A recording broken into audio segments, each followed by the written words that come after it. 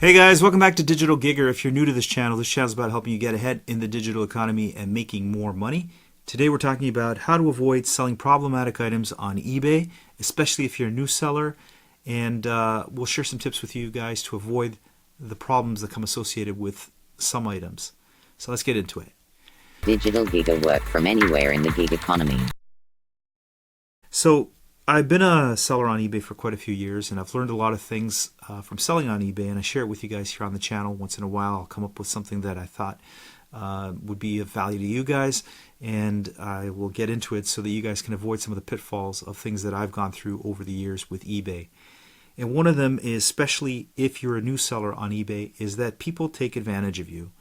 So what I mean by that is that there are scammers out there that are looking for sellers on eBay that have very few feedback ratings and that are selling higher end items. So when they find somebody that's selling something at a higher price point, say an iPhone or designer clothing, something along those lines, they will order it from you and then put in a claim to eBay or PayPal saying that they never received the item or that it was not what you had described in the description box.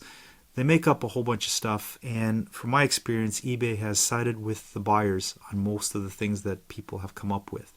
Even though I took the precaution of documenting the item as best as I could with pictures and things like that, if they decide to put some sort of claim against you, you might end up losing something valuable through eBay. That's why I sort of moved towards selling more high-end items through classified ads in my local marketplaces, and I always talk about Facebook ads and Craigslist, and here in Canada we have Kijiji, because I have a little bit more control over that process, especially if I meet people in public places where they might be buying something on a higher end, and I could take a couple friends if it's something that I might feel a little bit threatened, like video game consoles and things like that. You don't want to have that robbed from you. You don't want to be in a situation that's not pleasant, right?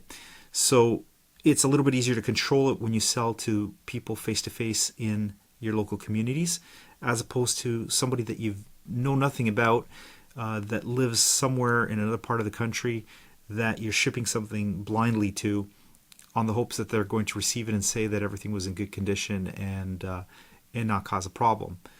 So some of the things you can do to take a little bit of precaution from being ripped off on eBay is to obviously document everything, take as many pictures as you can of the item, serial numbers, things along those lines.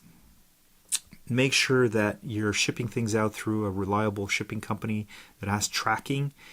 You can ask for a signature for when the person gets the item. And you want to make sure that wherever you're sending this item is not a post office box or some crazy, location. You might want to even look on Google Street View and see what shipping address is being used before you send out a valuable item. It pays to do a little bit of research and make sure that you're not being ripped off. You might also Google that person's name with the terms like eBay scam and see if they come up on any platform, any forums of other people that have been ripped off by that same person.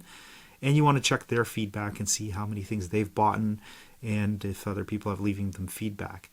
Now, keep in mind too that people hijack accounts, so you might find somebody that seems to have a lot of ratings and done really well buying and that all the sellers are happy with them, but it could be somebody hacked into a good account and is now using that account to be able to get these items from people who are vulnerable. So it pays smart in the beginning when you're selling on eBay to sell things that if something happens, it's not detrimental, whatever that word might be. You want to make sure that you don't want to sell things that if you're at a loss, that it's going to be a big loss. That if it's a smaller item that you're losing $10, $15, you can live with it. But if you lose $200-$300 or even $1,000 selling a computer or something on eBay, it's a big problem when you get ripped off. So know all the ins and outs of how fraud works on eBay. Outside of this video, there's a lot of resources that you can find from your local police websites. Other enforcement agencies across the US and Canada put up a lot of information too on what to look out for in eBay scams. And you want to make sure you're as familiar as possible with these types of crimes so that you don't fall victim to losing your items on the platform. Now, Some of the more targeted items that people are looking for when they try to scam you are obviously Apple products, iPhones, smartphones in general, computers, laptops, tablets.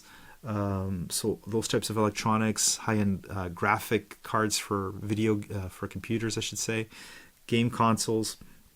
You're also seeing a lot of designer handbag fraud where people want to get expensive designer bags and will defraud you.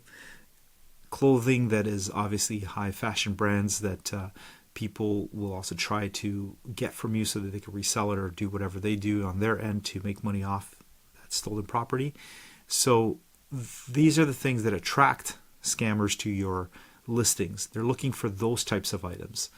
If you're starting out and you're selling things that are under the radar, you might avoid some of these issues with people unless you actually do sell something that is defective, and or you're selling, for an example, a magazine or something, a classic magazine with rock stars on it or something, and you said that all the pages were nice and clean, but there happens to be some sort of water stain in one of the pages. Then the person has a right to say, that your item isn't exactly as described.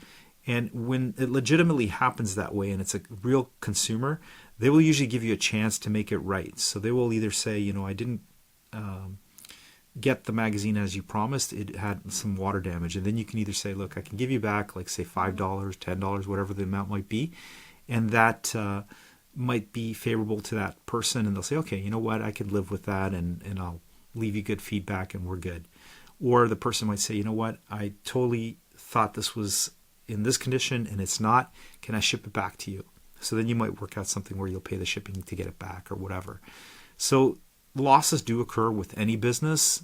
You just have to make sure that you limit them if you want to be profitable. So when it comes to eBay, you always have to be paying attention to every customer that you get on the platform. You want to make sure that you know as much as about that person before you actually ship that item, and that you're comfortable with what you're sending to people, because really randomly you're sending a valuable item to somebody that can turn around and tell PayPal that you defrauded them, and then you're out of the item. So it's always a good idea to kind of do your research before you ship anything.